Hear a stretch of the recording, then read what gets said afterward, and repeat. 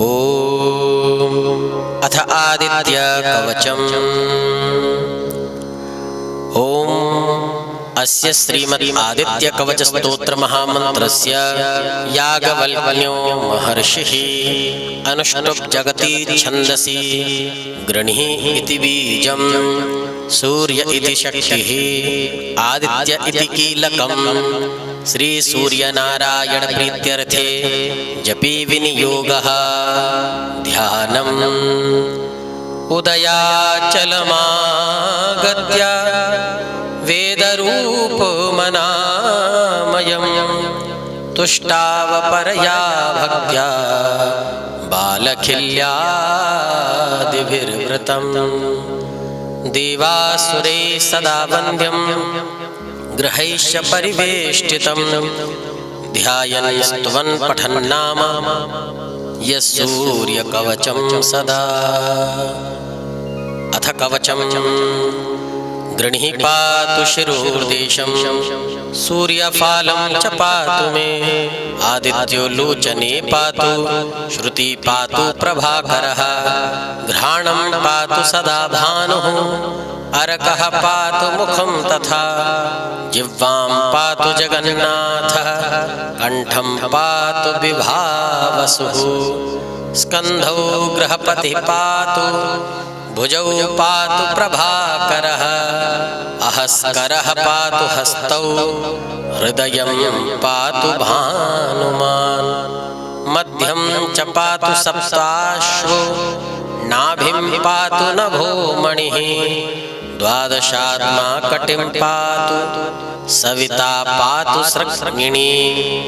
उरु पातु सुरश्रेष्ठो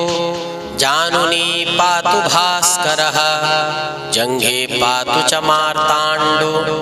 गलं पातु तुषाम्पतिः पादौ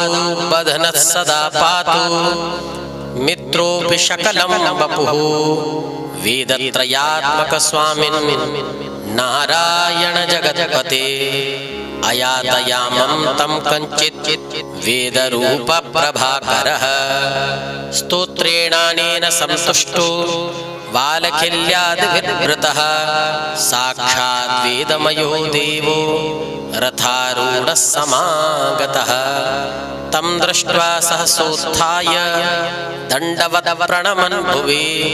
कृताञ्जलिपुटो भूत्वा सूर्यस्याग्ने स्थितस्तदा वेदमूर्तिर्महाभागो ज्ञानदृष्टिर्विचार्य च ब्रह्मणः स्थापितं पूर्वं यातयाम विवर्जितं सत्त्वप्रधानं शुक्लाख्यं वेदरूपमनामयं सप्तब्रह्ममयं वेदं सतकर्म ब्रह्मवाचकं मुनिमध्यापयामास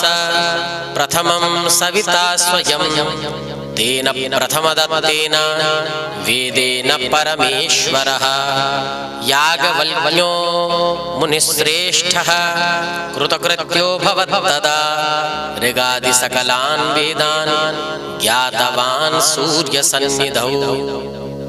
इदं प्रोक्तं महापुण्यं पवित्रं पापनाशनं यः पठे शृणुयाद्वापि सर्वपापैः प्रमुच्यते वेदार्थज्ञानसम्पन्न सूर्यलोकमवाप्नुयात्। स्वस्ति श्री स्कान्दपुराणे गौरीखण्डे आदित्यकवचं सम्पूर्णम्।